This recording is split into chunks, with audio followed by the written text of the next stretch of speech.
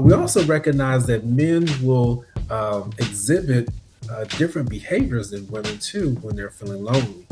So when they are depressed, they don't necessarily say I'm depressed or cry or look sad. Men typically exhibit irritation, irritability. It's the spirit in mind. It's the spirit in mind. Keep the spirit in mind. Welcome to the Spirit in Mind broadcast with your hosts, Bishop C. Guy Robinson and Dr. Jonathan Shepard, where we explore faith and mental health perspectives on current affairs. Let's get into today's discussion with the Spirit in Mind. I just hope that my story just right there encouraged somebody to move forward. Yeah, Yeah, absolutely. And to say these things, but because right now we're talking about it's very existential conversation we're having because we're talking about becoming. Persons who have heard me in other venues often hear me say, we're not just human beings, we're human becomings. That's my existential statement, taken from the Epistle of John says, it does not yet appear what we shall be. Now are we children of God. And so what that kind of means to me existentially is that God acknowledges and accepts us as we are, like who we are right now. But he also says that we are still becoming till Christ be formed in us, and it does not yet appear. Now, you're in those stages of becoming. It's a very developmental kind of thing. For some of us, that developmental stage has more layers than others. I'll put it that way. And that doesn't mean that you are better, but it does mean that you have a different path. And so I say that as one who has had some different careers, and any of them could have gone that. God, I often say God used me. So this is my transparent moment. So God introduced me to my love of faith community through music. But music was just one thing. And I have many, many good friends for whom that is the spot in which they are still developing in that music dimension. And so they're still growing and becoming. For me, God used music to give me a love for theology. And so now I'm moving not just in levels, but to another dimension, if you will. And so now I'm adding on this theological component to that. And that's a whole different set of people. right, And right. to Shepard's point, I have people over here who are very dear to me who were like, well, what are you doing? Why are you doing that? And in part, I don't even know why. I just have an irresistible urge to fulfill something in me that is really in some ways inexplicable, but very real. And so, so I do that. And then I think I'm done with that. Then I take a psychology of religion course. This is the next dimension. And so now I'm doing studies and so it's like, and so now the theologians and the musicians are going, what are you doing? Right. And they are all, some of those persons are still prospering very much in that. So they haven't stopped developing. They're developing within that dimension, whereas mine was multidimensional, if you will. And that can feel very misunderstood, very, very lonely. Similar conversations, Dr. Shepard. We're together. You're in school again, Right. Right. I wouldn't want to be there, but it's a point of, and it's a point of becoming. So I'm just saying that to say that sometimes you have, that could cause you to question yourself too, because you feel it. But eventually, your becoming kind of like rationalizes itself. Oh, that's why you needed to do that. That's the enlightenment. That's God saying, I will take care of the eyes of the other people. Mhm. And so that's why, even when we are feeling lonely, we've got to have that sense of connection to a relationship with divinity that Mhm. says, I'm guiding your purpose and I'm going to bring you back into a sense of connection, because God is not going to have us in isolation. It was God who said it's not good for man to be alone. He Right. might have us in a period when we are alone and when we feel lonely, but our purpose, divine purpose, is always connected to a community. That's And right. not only is our divine purpose connected to a community, because the God who cares about our purpose cares about our mental health. And Dr. Shepard, as we know, one of the characteristics of mental health is the ability to make meaningful contributions to community. Unity. Because it was God who said, it's not good for us to be alone. It's not good for us spiritually or mentally. So Mhm. eventually, divine purpose may take us through a season of being alone, or even battling some feelings of loneliness.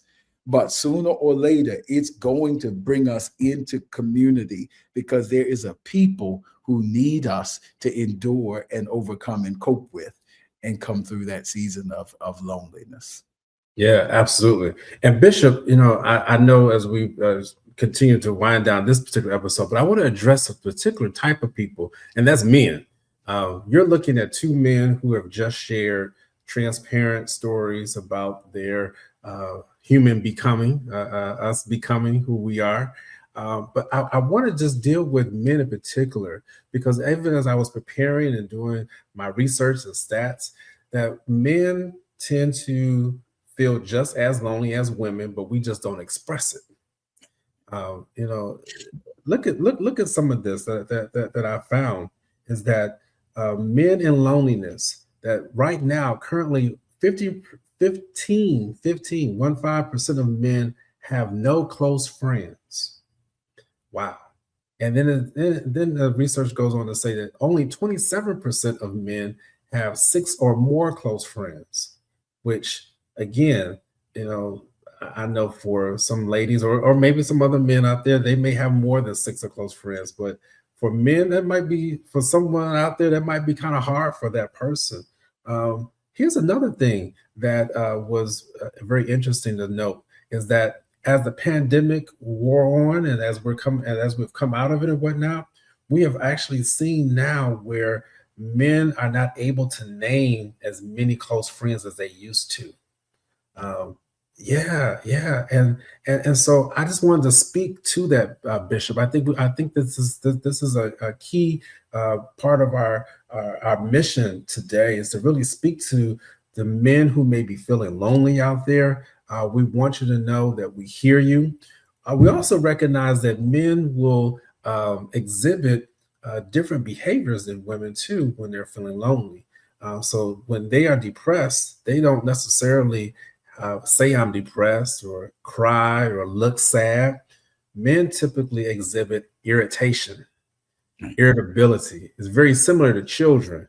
Now, I did not call men Yeah. children. All right, I don't want no dirty comments, but there are similarities in that in relation to men and children when it comes to depressive symptoms. We have an increased irritability, low tolerance. Um, our frustration tolerance is just not there. We just can't take stuff, um, and you'll find that really in men who are suffering from depression, and the reason why also because what results is if a man doesn't take care of it, he can become four times more likely to die by suicide due to loneliness, or loneliness being a key contributing factor. And so that's one of the reasons why we want to address that. It's just something that really, Bishop, I want us to talk a little bit more about before we end today's episode. Yeah, absolutely. For us men, that's so very important, and that's right there. Just a lot of it's really some myth busting that needs to happen Yeah. in terms of how we're socialized. It is deconstructing. Michael P. Nichols, family therapist and author, calls this the myth of the American hero. That Mm. it is male, that is all by himself, handling everything, taking isolation as a virtue, picking himself up by his own bootstraps, doesn't need anybody. The sheer force of his will and personal strength is doing everything and bending all other adversities to the force of his will by himself, with no feelings, simply by passion and strength, inner strength. And these definitions of strength and relational isolation as a virtue to be pursued are myths that are really not serving us well. Subsequently, as Dr. Shepard said, we have these things, and I call them clam up or blow up. Right. that, Right. that we do as men, but we need to open up Mhm. instead of clamming up and blowing up. So first we have to help continue to deconstruct that myth that we do have feelings, we do have a need for connection, we do need connectivity, and so we'll continue this discussion. But just in terms of some things, we want to already encourage you to reach out for conversation, reach out for help. Initiate a conversation. It doesn't make you weak, it makes you human, and we're all human. We're not cyborgs, we're not robots, we're not tanks or any of our other metaphors for sheer strength and will and determination. All those things are great, but we do have this treasure in earthen vessels. So reach out, say you need help, be open to joining groups, volunteer, get involved, get in community. Don't isolate yourself as a virtue to make excuses for battling loneliness. All those things are just a couple of things that we can do. And Dr. Shepard, I don't know if you want to add to that list or any closing words. Yeah, yeah. I want people to utilize this platform. Send this podcast to people who you know who are feeling overwhelmed, who are feeling lonely. Uh, Stay connected to community. Isolation is a very dangerous place to be because you stay in your own thoughts. And I know sometimes people don't like to be around other people. You know, Ivan, and again, Bishop, you're right. We're going to have to continue this conversation, talk about men, talk about Gen Z and millennials, because they just feel like, well, I just don't feel like nobody really even understands me. So I'm just all alone by myself. That phrase is so common. You don't really get me. So I'm not going to go down that lane, but I just tell people that you want to be able to find people who can support you, be in community with you. Isolation is not the place to be. I know that we like to do things by ourselves now. People are very independent. We're not interdependent as much as we should, and as Bishop already described that, how we were built for community. And so I want to let people know that today's episode was to address some of the loneliness that people have been exhibiting, people have been crying out for. Uh, let someone know that we're here for them.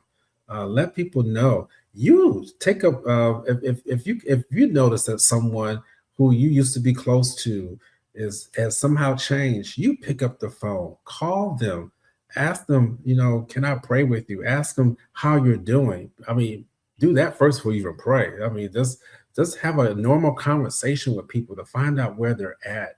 I have encouraged people that when you go into various different settings, um, be nice, be friendly, be kind to people. These are things that help in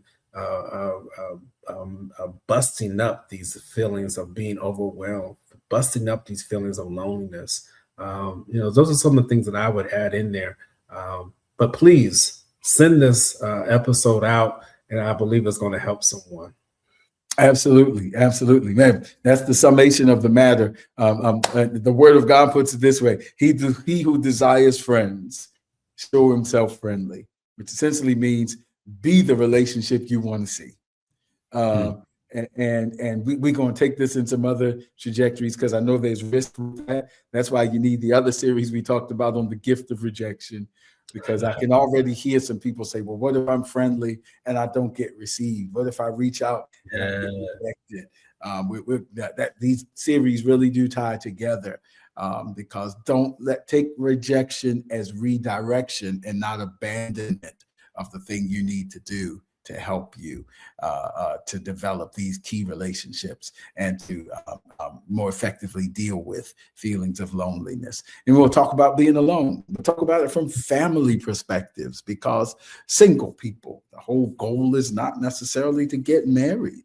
There are all kinds of different ways that you can be alone and functional and fulfilled and not lonely. We'll talk about all of it. There's so many trajectories that we can take from this. So that's a great place to say, now you got a reason to join us for the next podcast. Tell all your friends, Dr. Shepherd said, and by the grace of God, we look forward to seeing you the next time right here on Spirit in Mind.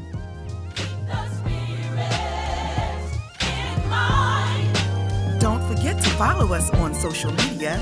We're on Facebook at Spirit in Mind, and we're also on Instagram at Spirit in Mind Live. Join us next time for a new episode of Spirit in Mind.